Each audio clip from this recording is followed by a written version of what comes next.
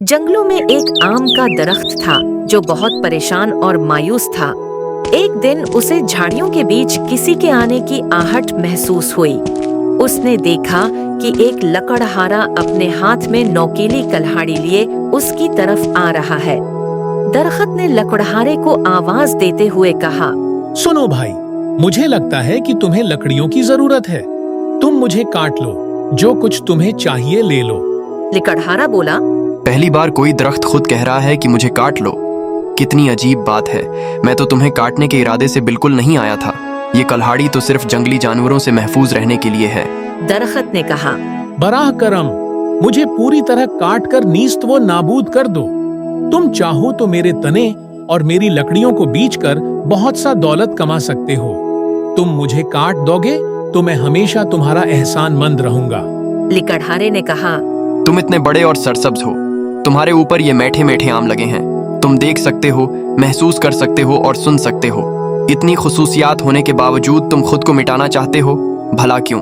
दरख्त ने कहा, मेरी ये सारी खुसूसियात किसी के काम नहीं आती।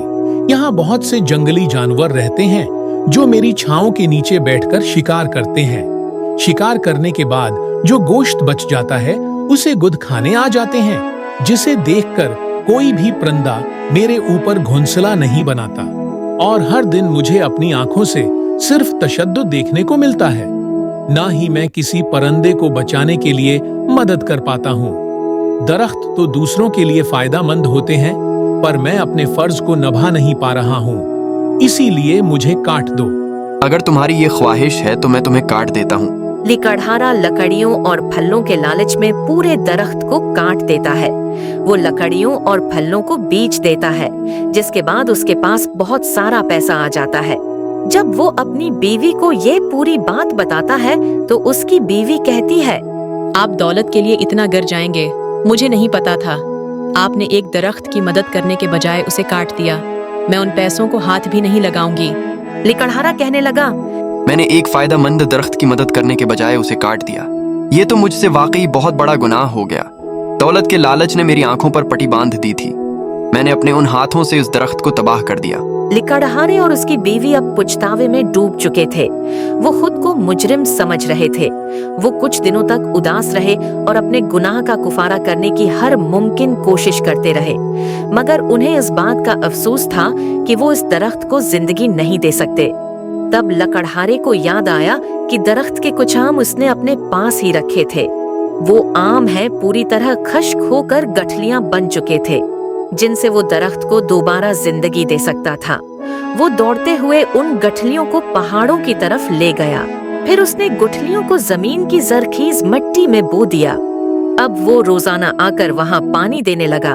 चंद ही दिनों में वहाँ एक पौधा अग आया। ये देखकर लकड़हारा और उसकी बीवी बहुत खुश हो गए। चंद ही महीनों में वो पौधा एक दरख्त बन गया। अब पहले की तरह ही दरख्त की शाखें हरी भरी हो गईं। अपने आप को दोबारा जिंदा देखकर दरख्त लकड़हारे से कहने लगा, आपने मुझे दोबारा जिंदगी दी। अब मुझे वही तशद्दुद अपनी आंखों से देखना होगा। तुम्हें किसी भी किस्म की तशद्दुद देखने को नहीं मिलेगी। मैं तुम्हें पहाड़ों पर ले आया हूँ। यहाँ दूर दूर तक कोई जंगली जानवर नहीं है और यहाँ बहुत सारे परिंदे भी हैं जो हर वक्त तुम्हारे दोस्त बनकर तुम्हारे साथ रहेंगे, और बदले में तुम मुझे यहाँ से खड़े होकर उर्द गर्द के मौसम की मालूमात देना। लकड़हारा और उसकी बीवी भी अपने गुनाह से आजाद हो चुके थे।